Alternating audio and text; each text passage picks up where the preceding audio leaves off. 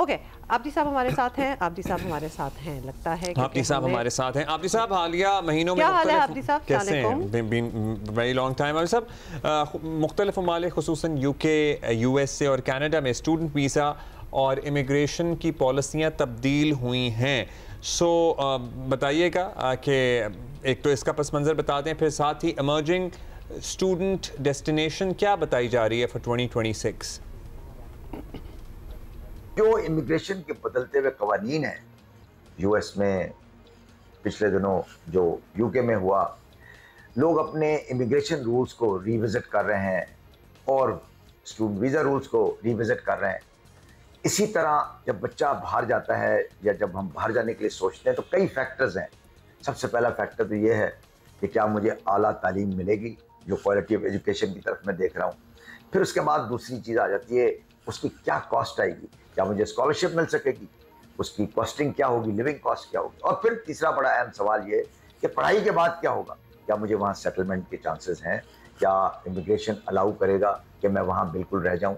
ये वो क्वेश्चंस हैं जिनकी वजह से एजुकेशन काउंसलिंग ज़रूरी हो जाती है। नए मुल्क ज़रूर खुल रहे हैं, उनकी तरफ देखना पड़ेगा।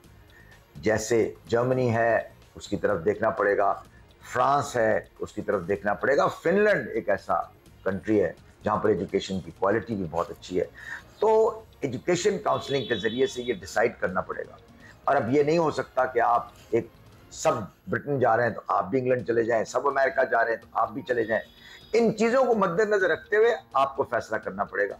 अभी वक्त है कि एजुकेशन काउंसलिंग की तरफ जाएं, रिसर्च करें और मेक श्योर करें कि आप जिस मुल्क जा रहे हैं उसमें आपके ऑब्जेक्टिव्स क्या हैं, क्या वो फुलफिल हो।